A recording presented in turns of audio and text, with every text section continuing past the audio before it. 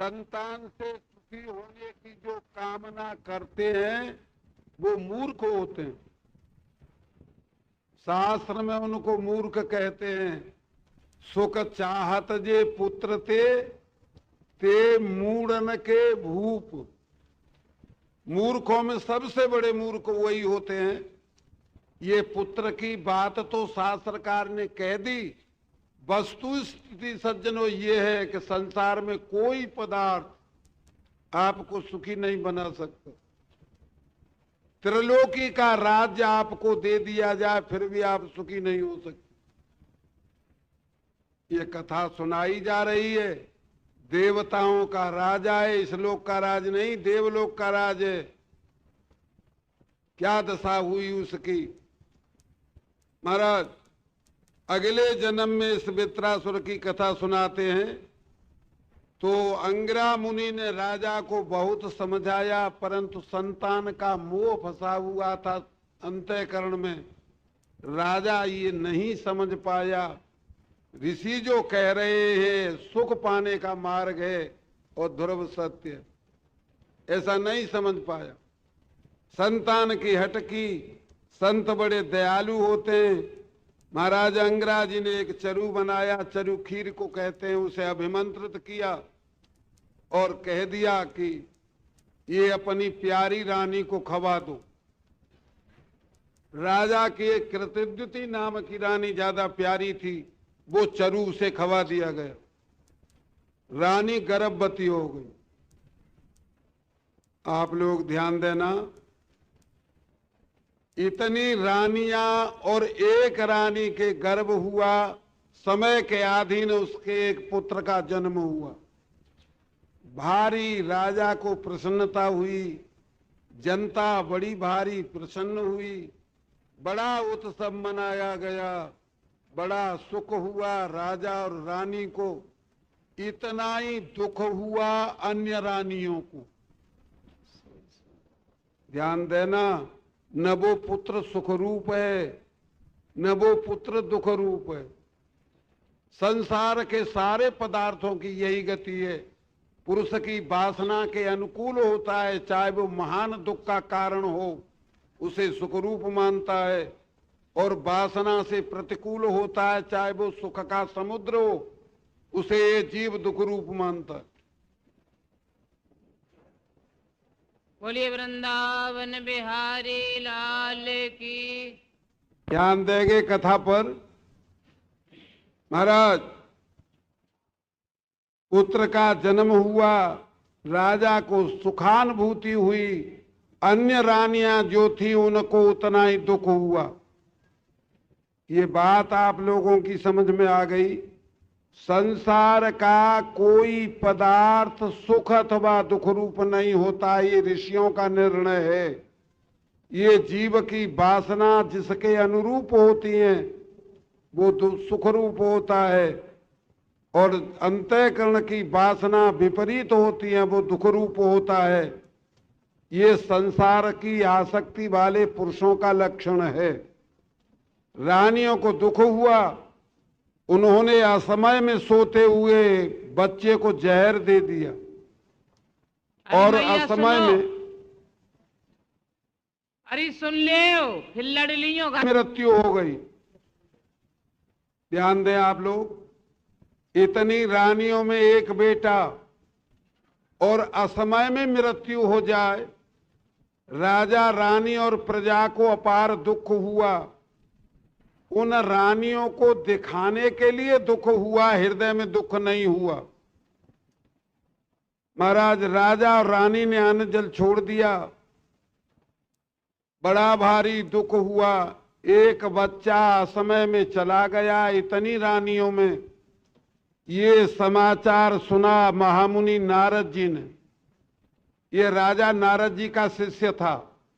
ध्यान देना आप लोग, ये चेला चेली जो होते हैं इनका दुख संतों को भी होता है, ऐसा भागवतकार का निर्णय है। महाराज नारद जी और अंगिरा जी ये राजा के यहाँ पर पधारे। अथ देव ऋषे राजन संपरेत नृपात्मजम दर्शायति त्योवाच ज्ञाति नामन शौचताम। महाराज नारद जी जब अंगराजी इसके यहाँ पर पधारे तो नारद जी ने राजा को समझाया कि संत ने तुमको पहले समझाया था, तुम नहीं माने, संतान का सुख देख लिया, संतान का यही सुख होता है। बहुत उपदेश किया, राजा रानी का मोह दूर नहीं हुआ। इतनी रानियों में एक बेटा हो और वो असमय में चला जाए। महामुनि नारद जी ने अपने तपोबल से वो मृतक आत्मा बुलाई और बुला करके उससे आत्मा से कहा, बेटा जीवात्मन पश्य भद्रम ते मातरम पितरम चते सुहृदो बांधवास्तप्त्वा सुचात्वत कृतयामिषम। बेटा तू अपने माता पिता अपने इनको नहीं देखता, स्वजनों को, बिना तेरे क्या दशा है इनकी, तू असमय में छोड़ करके इन्हें चला गया। ध्यान देना, वो मृतक आत्मा कहती है राजा और रानी इनके बुद्धि नहीं है, ये मेरे को बेटा मान करके दुख पा रहे हैं, मेरे को द्वेष करने वाला मान करके घी के दिए जला में इस अपार संसार में कई बार राजा मेरा बेटा नहीं हो चुका है, मैं इस काव के बेटा हो गया तो बेटा मान करके इतना दुख पाता है। ये राजा सुन रहा था, पुत्र की बात सुन करके राजा के चित्त में ये बात आई कि बेटा कहाँ है, ये तो बाप बनता है, ये राजा कई बार मेरा बेटा है चुका। या सृष्टि में कोई किसी का नियत बाप बेटा नहीं होता। ऐसा कह करके वो मृतक आत्मा चली गई। जितना मोह का दुख हो रहा था राजा का दुख दूर हो गया। सुखदेव जी कहते हैं राजा ने राज्य रानी जब कोई किसी का है ही नहीं तो व्यर्थ में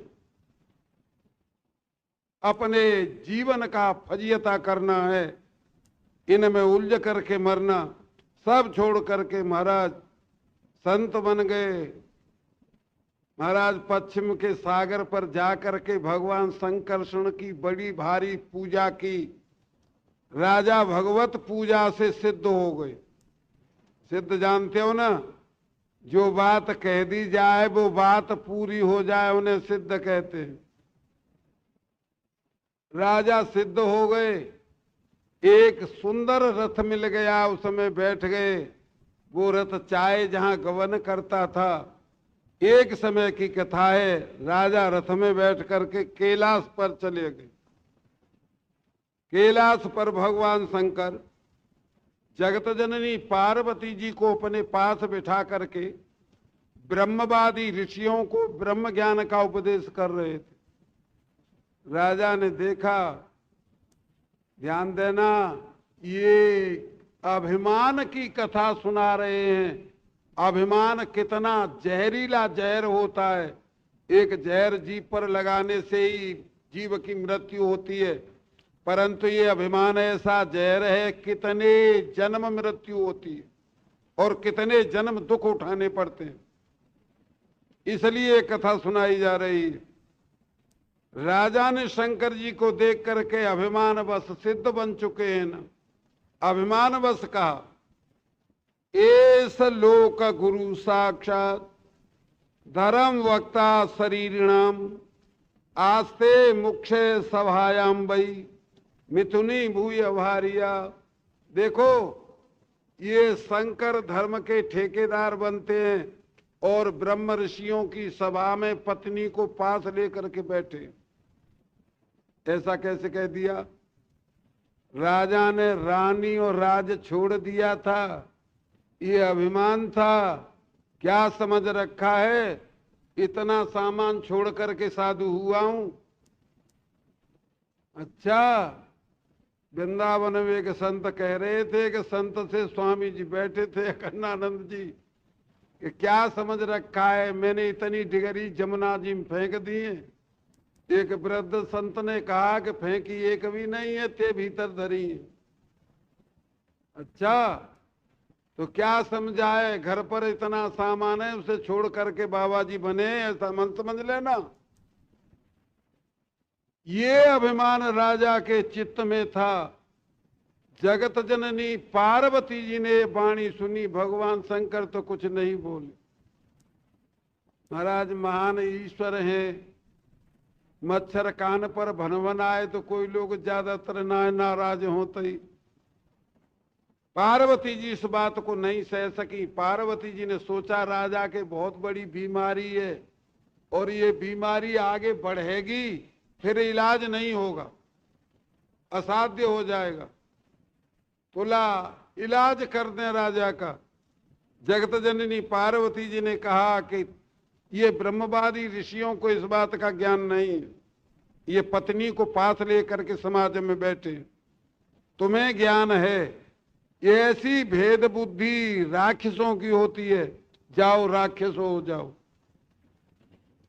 ये वाणी सुनते ही सारा नशा उतर गया। रथ से नीचे कूदे, चरणों पर माथा धर करके राजा रोने लगे। जननी, मैं एक जीव ही तो था, आप कृपा करिए, इतना कठोर श्रापन दीजिए। महाराज पार्वती जी ने कहा कि अच्छा ऐसा है, तुम रोते हो तो ये भक्ति तुम्हारे चित्त में बनी रहेगी और आगे के जन्म में तुम परमात्मा से एक हो जाओगे, भक्ति चित्त से नहीं जाएगी।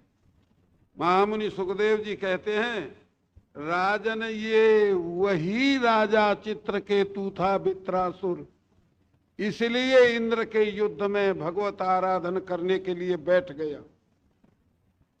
शंका का समाधान हो गया। बोलो कृष्ण बलदेव की जय। आगे की कथा सुनाने लगे महाराज। जब वित्रासुर का वध कर दिया इंद्र ने, तो ब्रह्म हत्या वित्रा इंद्र के ऊपर छा गई। पहले तो इंद्र में तप था, तप के बदले में विद्या के ब्रह्म हत्या के 4 भाग कर दिए। अब उतना तप नहीं रहा, खर्च हो गया तप। ये मूर्ति बना करके ब्रह्म हत्या इसके ऊपर आई। इसने इंद्रपुरी छोड़ दी। उत्तराखंड में जाकर के एक सरोवर में एक कमल के वृक्ष में सूत की बराबर कीट होकर के छिप गया। देवताओं ने बड़े बड़े धर्म और यज्ञ किए, उस ब्रह्म हत्या का समाधान किया। एक कथा सुखदेव जी कहते हैं, इंद्रासन खाली देख करके देवताओं को दुख हुआ, इंद्रासन पर कोई बैठना चाहिए। इस मृत्यु लोक के एक महाराजा थे नहुस, उन्होंने बड़े यज्ञ किए थे। वो थे महाराज देवलोक में। देवताओं ने उनसे प्रार्थना की, इंद्र बनने के योग्य हैं, राजा को गद्दी पर बिठा दिया जाए। महाराज नहुस को इंद्रासन की गद्दी पर बिठा दिया। समझना इस कथा को, गद्दी पर बैठते ही आज देख रहे हो क्या समझा में इस विषय में, कुर्सी का लालच कैसा होता है। महाराज जो ब्राह्मण हैं, अब ये बात भागवत में अच्छी नहीं रहती है, वो एक शूद्रों के जूते ले करके समाज में माथे से लगाते और तब धरते। मायावती किसी से चरण नहीं छुआती है, जूता उतार देती है। अच्छा, वैसे वो मनुष्य रह गए। हाथरस में एक ब्राह्मण ने समाज के आगे जूताओं को माथे से लगा लिए पद के लिए। पद कैसा नीचे होता है देखा। माँ बाप को प्रणाम करने में सकुच लगती है और माथे से जूता लगाने में सकुच नहीं लगती। दुनिया बुरा कहेगी तो बुरा कहेगी, लेकिन पद तो मिलेगा। ध्यान दे आप लोग। जब ये महाराजा नहुस गद्दी पर बैठ गए, तब चित्त में ये बात आई कि ये देवता तो हाजिरी देते हैं, लेकिन इंद्राणी तो आती नहीं। अरे बाबा मैं इंद्र बन गया हूं तो इंद्राणी को आना चाहिए हाजिरी देने के लिए। देवताओं से कहा कि जब हम इंद्र हैं तुम हमारी आज्ञा में हो तो इंद्राणी क्यों नहीं आती। देवताओं ने समझाया नहुस को, राजन जिन लोगों ने पतिव्रता स्त्रियों के ऊपर कुदृष्टि डाली है उनका पतन हुआ है संसार में। सची पतिव्रता स्त्री है, आप ऐसा न सोचें। नहुस ने कहा तुम मेरा अपमान करते हो, मेरे को गद्दी दे करके इंद्र बना करके मेरा अपमान करते हो। देवताओं ने सोचा झगड़ा न हो, सची को समझाएं। देवताओं ने जाकर के सची से कहा, देवी वक्त बड़ा बेढब है, जो राजा नए बने वो तुम्हें पत्नी बनाना चाहते। ये महाराज पतिव्रता महिला थी, देवी का इष्ट था। बड़ा भारी कष्ट उपस्थित हुआ, देवी की प्रार्थना की, देवी प्रकट हो गई। देवी ने पूछा क्या आपत्ति है, तो कहा जननी एक नए इंद्र बने वो मेरे को अपनी पत्नी बनाना चाहते। देवी तो सर्वज्ञ ईश्वर ही होता है, ये बात कल सुनाई थी आपको।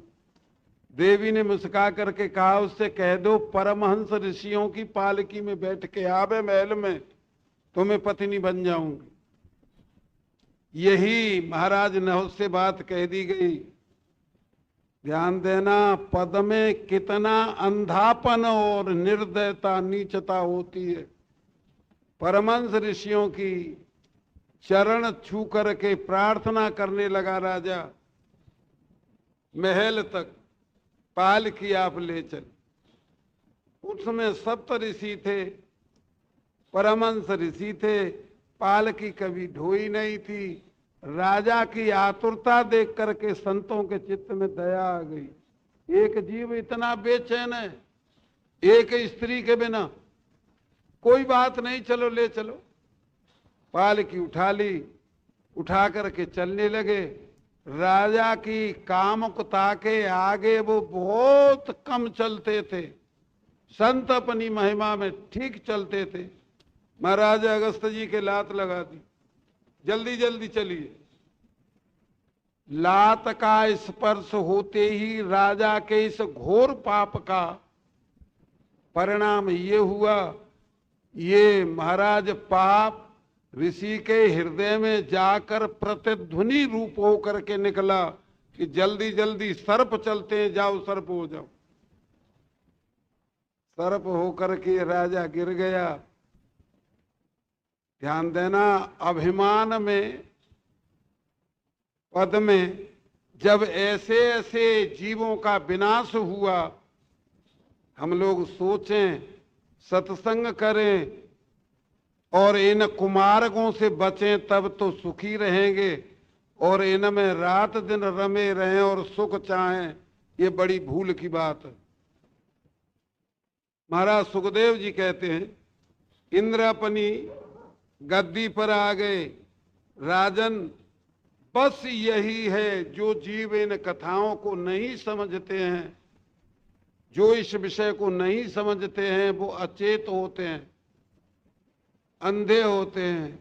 आंख बनी तो दिखत ना है, बन्यो आंधरो खासो या जग को, देखो अजब तमाशो। ऐसा गाया करते हैं लोग। भगवान सदा अपने भक्तों की रक्षा करते हैं।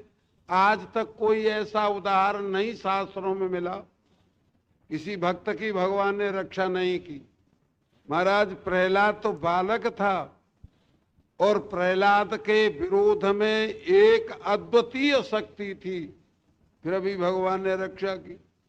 राजा ने पूछा, प्रभु मैं ये चरित्र थोड़ा सुनना चाहता हूं, कृपा करके सुना दीजिए। महामुनि सुखदेव जी प्रहलाद का चरित्र सुनाने से पहले एक सिद्धांत कहने लगे। राजन, गोप्या कामाद भयाद कंसो दैसा चैद्या दयो निरपाह संबंधाद वृष्णाय स्नेह द्यूयम भक्त्या वयम विभो। देखो राजन, जो सज्जन सत्संग करके इस बात को समझ चुके हैं, चाहे वो किसी भेष में हो, किसी देश में हो, किसी संप्रदाय में हो, नाता हो तो ईश्वर से हो।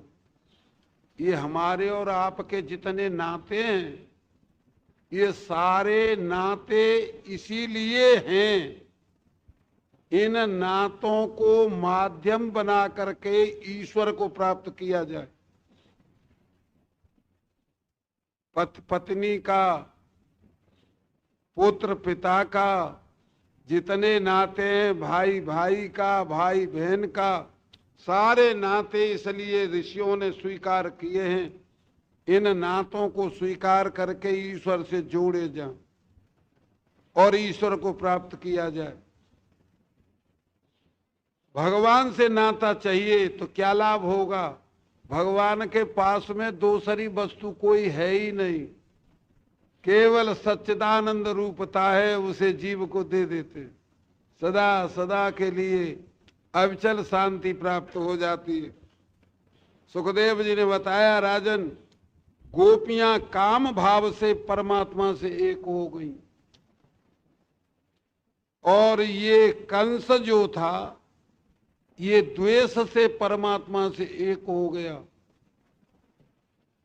ये वंशज जो लोग थे, ये संबंध मान करके भगवान से एक हो गए। और देखो, हम सारे संत तत्व साक्षात्कार से भगवान से एक हो गए। नाता चाहिए परमात्मा से। ये पति पत्नी के नाते, भाई बहन के नाते सब इसीलिए होते हैं। ये बात महर्षि तुलसीदास ने कह दी है, जरय सुसंपत्ति सदन सुख, सुहृदय मातु पितु भाई, सन्मुख हो जो राम पद करे न सहज सहाय। सब नाते इसीलिए होते, प्रयत्न किया जाता है, पत्नी प्रयत्न करे पति ईश्वर से मिले, पति प्रयत्न करे पत्नी ईश्वर से मिले, संतान ईश्वर से मिले। एक कथा आती है सज्जनों, विलंब होता है इन कथाओं को सुनाने में, ये वैसे चित्त पे आ जाती है तो प्रत्येक भागवत में कह देते हैं। एक राजा के राज्य में एक ब्राह्मण और ब्राह्मणी निवास करते थे। कथा पर ध्यान देना, पत्नी का धर्म क्या है? केवल सेवा पूजा इस स्थूल शरीर की करते रहना ही धर्म नहीं है। स्थूल शरीर में व्यापक जो परमात्मा बैठे उनसे मिल जाना। ब्राह्मण की पत्नी जीवन मुक्त थी, ब्राह्मण बड़े भारी विद्वान थे, परमार्थ उनके हाथ नहीं आया था। पत्नी परमार्थ समझती थी। जिस देश में ये ब्राह्मण ब्राह्मणी रहते थे, उस देश का राजा जनक जैसा था, विद्वान भी था और परमार्थ भी जानता था। ये राजा ने सुना था कि एक ब्राह्मण बड़े विद्वान है और ब्राह्मणी जीवन मुक्त है। विदेह मुक्ति में और जीवन मुक्ति में अंतर होता है। मरने के बाद जो होती है वो विदेह मुक्ति होती है, और इसी समय जो हम मुक्त हैं, ऐसा भाग्य उदय हो जाए, ये जीवन मुक्ति होती है। संसार का कोई दुख न व्यापे, जीवन मुक्ति इसे कहते हैं। ब्राह्मणी ऐसी थी। ब्राह्मणी ये सोचा करती थी कि मैं इनसे कहूंगी तो ये मेरी बात नहीं मानेंगे। इनको ऐसा अभिमान है कि मैं पुरुष हूं, ये पत्नी है। देख रहे हो ना, देवता जी सड़क छाप होए और पत्नी एमए होए, तब तो डंडा तो जमा ही देंगे, इसमें क्या शक है। अच्छा, तो ब्राह्मणी के चित्त में ये था कि अगर इस विद्वता के अभिमान में चले गए तो परमार्थ से वंचित रह जाएंगे, और मैं पत्नी बनी हूं तो किसी युक्ति से ये राजा से मिल जाएं तो अभिमान दूर हो करके परमार्थ का ज्ञान होगा। ब्राह्मण अपने अभिमान में मस्त थे, बड़े भारी विद्वान थे, पत्नी रोज ऐसा महाराज उपदेश करे, देखो राजा के यहाँ चले जाओ, राजा बड़ा दानी है और घर में ऐसा नहीं है, ऐसा नहीं है, ऐसा नहीं है। सुदामा की भी यही कथा है। अच्छा, शास्त्र में गरीबी का दुख सुदामा की पत्नी को नहीं था। आगे कथा सुनाएंगे। ब्राह्मणी के यहाँ चीजें तो थी, लेकिन मनोरथ ये था कि इन्हें परमार्थ का बोध हो जाए, केवल विद्वता में रह जाएंगे। ज्यादा ब्राह्मण से कहा कि राजा के दरबार में चले जाओ, कुछ धन लाओ। तब ब्राह्मण ने ब्राह्मणी से कहा, तू नहीं जानती है, मेरा एक स्वभाव है, मैं किसी का उपकार नहीं कर देता हूं तब तक धन नहीं लेता। ब्राह्मणी ने मुस्का करके कहा, तुम विद्वान हो, राजा को उपदेश करना और राजा धन जो ले उसे ले आना। दृष्टि क्या थी? ब्राह्मण को यथार्थ बोध हो जाए। अभी तो बक्की है, बक्की जानती हो बक्की किसने कहते हैं? एक सज्जन ने उदाहरण दिया था कि कोई परेवाओं का टोल था, उन्होंने बूढ़ा परेवा बताया करता था उनको, देखो बहेलिया आएगा, जाल बिछाएगा, दाने डालेगा और कूद मत पड़ियो नहीं फंस जाओगे।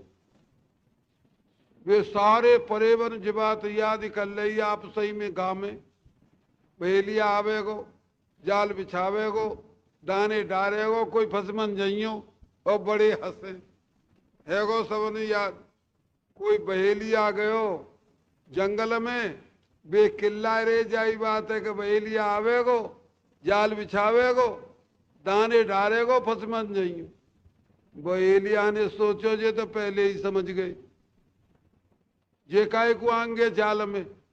परंतु अब वहां से आकर के इतना चलकर परिश्रम किया है, अजमा के देखे, जाल बिछाए दीनो, दाने डार दीने, एक कूदे, दो कूदे, 10 कूदे, सब कूद पर। बहेलिया ने खिट्टे करके पीठ में डारे, कही के बेंचो बक्की है, जान तो कोई कछु ना हो, वैसे ही बक्की है। तो एक बके बहू हो तो है। अच्छा, असलियत नाय समझते ही अभिमान में फूले डोलता, हम समझ गए। जब ब्राह्मण से ऐसा कहा कि राजा को उपदेश कर देना, उपकार करना और धन ले आओ, तो ब्राह्मण के पत्नी के ज्यादा कहने से पत्नी की इच्छा थी इनका अभिमान दूर हो जाए, राजा जीवन मुक्त है। राजा को समाचार मिला कि ब्राह्मण आए हैं। राजा ने कहा, आदर से ले आओ। ब्राह्मण को आदर से सभा में ले जाया गया। राजा ने सोने की मुद्राएं भेंट की। ब्राह्मण ने कहा, राजन ये मुद्राएं मैं नहीं लूंगा, मेरा स्वभाव है किसी का उपकार किए बिना किसी से धन नहीं लेता। राजा बड़े प्रसन्न हुए, महाराज बड़ी कृपा। गीता के 12 अध्याय का जो 16वां श्लोक है उसका अर्थ कर दीजिए। बड़े खुश हुए महाराज। गीता की 52 टीका कंठस्थ थी पंडित जी को। ध्यान देना, श्लोक बोला, अनपेक्ष सुचिर दक्ष उदासीनो गतव्यथ सर्वारंभ परित्यागी योमद भक्त में प्रिय। राजन भगवान ने ये बात कही है, जिसको किसी प्रकार की इच्छा इस प्रकार कामना नहीं होती है उसे अनपेक्ष कहते हैं। अनपेक्ष के आगे आता है शुचि। शुचि कहते हैं पवित्रता को, जो बाहर और भीतर दोनों प्रकार से पवित्र होता है उसे शुचि कहते हैं, ऐसा पवित्र हो। और दक्ष कहते हैं जो जीव अपना काम बना लेता है उसको। ये जीव ईश्वर से मिलने के लिए आया है, ईश्वर से मिल जाए उसे दक्ष कहते। उदासीनो गतव्यथ, महाराज उदासीन उसको कहते हैं देख करके अपने अंतःकरण के संस्कार न मिलाए जाएं दृश्य में, अपनी स्थिति में शांत बैठे रहे उसे उदासीन कहते हैं। गतव्यथ, संसार की कोई व्यथा न व्यापे, मान अपमान हर्ष शोक पाप पुण्य स्वर्ग नरक जन्म मरण बंध मोक्ष ये नहीं व्यापे।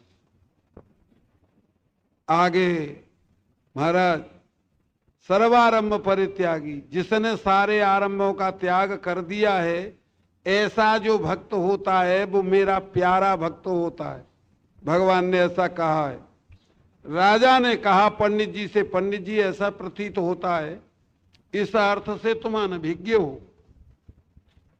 अब महाराज बड़ा भारी क्रोध हुआ। वामन अर्थ कर सकता हूं, एक श्लोक के वामन टीका कंठस्थ हैं, और राजा कहता है कि अर्थ से अनभिज्ञ हो।